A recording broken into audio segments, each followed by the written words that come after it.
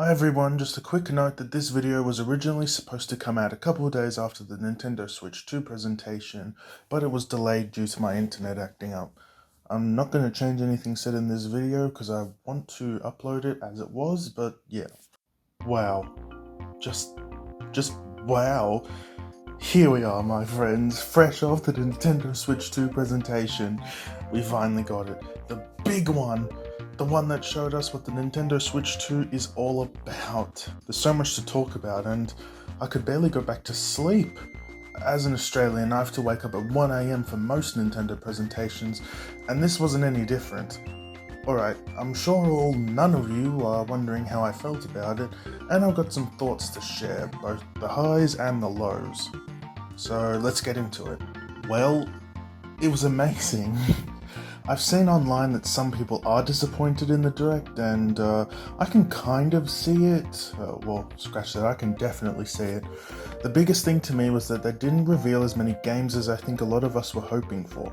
I understand that the Switch 2 will have the Switch's entire library of games at launch, but I think the general Nintendo fanbase was expecting a little more, myself included. However, Mario Kart World, a launch title, the introduction of an open world concept where players can explore various terrains and discover new tracks sounds absolutely amazing. The potential for online interactions and the dynamic weather conditions could add layers of depth we've never seen before in a Mario Kart game. However, I'm cautiously optimistic. Open world designs can be hit or miss, and I hope Nintendo maintains the tight, fun racing mechanics we all love. I've been waiting for a new Mario Kart experience for 8 years, and I don't want one of the new ideas being put in the game to completely ruin it. Nintendo also introduced Game Chat, a new online feature allowing players to voice and video chat during gameplay. It's a welcome addition, making online interactions more seamless and integrated with the actual console. Complementing this is the camera accessory, which really could just be packed in the Switch. Thought it should have been built into the Switch 2 like the 3DS or the PS Vita, but some parents might not wanting their kids to use their camera, so it makes sense. While these innovations are exciting, I hope they are user-friendly and, don't feel gimmicky. I struggle to see why they should use this over Discord or something else on my phone. At least on Discord I can record commentary. Next was some basic system info. The Nintendo Switch 2 features a 7.9-inch HDR10 touchscreen with up to 4K 120 FPS. I don't really understand most of the stuff that they were saying, but I was really surprised by the 120 FPS. The system also includes 256 gigabytes of storage and the upgraded Joy-Con 2 controllers with the new C button for game chat. There's also Wi-Fi 6 or Bluetooth. I'm not really sure what Wi-Fi 6 is, but I guess it's good. The battery apparently lasts up to 6.5 hours, and the console launches on June 5th, 2025 for $450 USD or 699 Australian dollars for me. You can also get a Mario Kart World bundle for 769 Australian dollars. I might make a whole separate video about this, but this price was really disappointing. I have genuinely been priced out of a Nintendo console. I mean, I've never felt so cheap in my life. Even more of the cheapness is somehow going to let go of $125 for Mario Kart World. What? We were just paying $70 here in Australia. I know it's 80 USD, but still, I feel like this is way too much. And okay, while we're talking about prices, we have to talk about the Nintendo Switch 2 Welcome Tour because what the heck, Nintendo? This is basically a tutorial, right? A fun little introduction to the system, showing off its new features through interactive minigames, kind of like Wii Sports did for the Wii or Nintendo Land did for the Wii U. But instead of bundling it with the console like they used to, Nintendo is actually charging for it.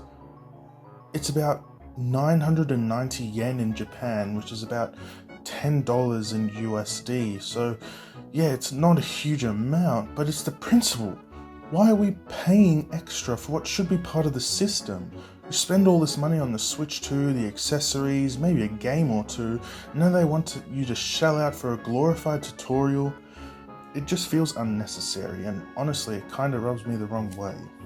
Alright, let's talk about Switch 2 edition games, because this was a big part of the Direct, and honestly, like always, I've got mixed feelings. So, Nintendo revealed enhanced versions of several existing games like Breath of the Wild, Tears of the Kingdom, Kirby and the Forgotten Land, and even Mario Party Jamboree. And yeah, they look amazing. Better visuals, smoother performance, some even have extra content like Kirby's Star-Crossed World and the new Jamboree TV mode for Mario Party. But here's the thing.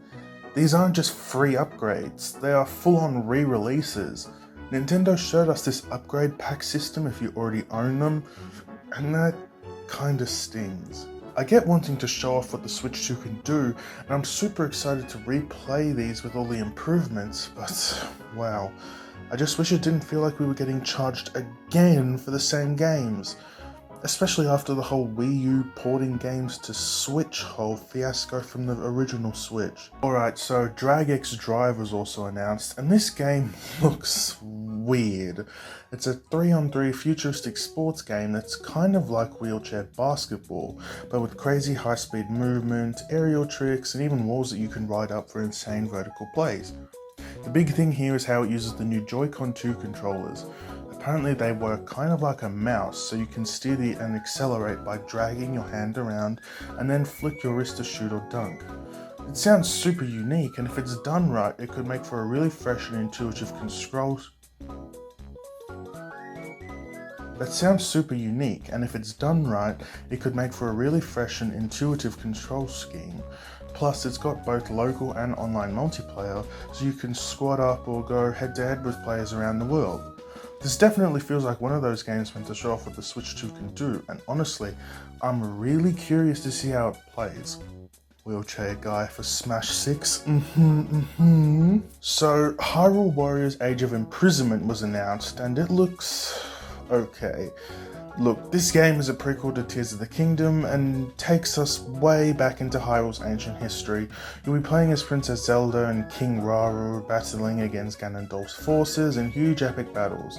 This game seems like it's got a bunch of new playable characters, including the sages, and it's going to go directly into the story of Tears of the Kingdom. And yeah, I'm sure you know where I'm going with this by now. The thing is, I don't want any more of Tears of the Kingdom's story. It's dreadful. I like the game, don't get me wrong, but there's only so many times I can hear about the Imprisoning War. We hope you're looking forward to the untold story of the Imprisoning War. What do you mean the untold story? It's the only story you told! So here's something cool. GameCube games are finally coming to the Nintendo Switch 2 online expansion pack.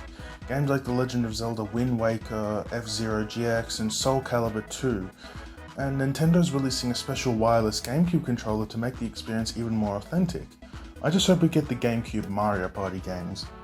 Another highlight was the announcement of Kirby Air Riders, potentially a sequel to the GameCube classic. I'm thrilled to see Kirby returning to the racetrack, and with Sakurai at the helm, my expectations are high. Let's just hope it delivers the charm and excitement we associate with the first game, because I'm done being burned with high expectations. Also, anyone else think it's weird how they announced 2 racing games for 2025? Anyway, finally is Donkey Kong Bonanza, a 3D action platformer set to release on July 7th. Anyway, finally is Donkey Kong Bonanza, a 3D action platformer set to release on July 17th, 2025. The trailer showcased Donkey Kong teaming up with some sentient purple crystal, which is intriguing to say the least. There's a distinct lack of anything I like about Donkey Kong in this though. No sense of wilderness or like you're playing a wild animal, no Kong family, no interesting designs, no interesting music. Like, I'm sure there's a lot of people that will enjoy this. I'm just not one of those people. This felt inevitable in that Nintendo never seemed to understand Donkey Kong's appeal and just used their Mario style instead. Other than that though, I can't wait to try this out when I save enough money. I'm really excited to see, and you know, just because I'm acting a bit negative now doesn't mean I won't turn around on the game. I think it will be really fun. It's just what I could see from this trailer. The Nintendo Switch 2 Direct has certainly set the stage for an exciting new chapter in Nintendo's history. The lineup of games is impressive, with a mix of beloved franchises and new IPs. I truly think it's going to be good. However, I just can't ignore my concerns about pricing, accessory costs, and backwards compatibility. As always, the proof will be in the playing, as it were, and I can't wait to get my hands on the Switch 2 to experience these developments firsthand.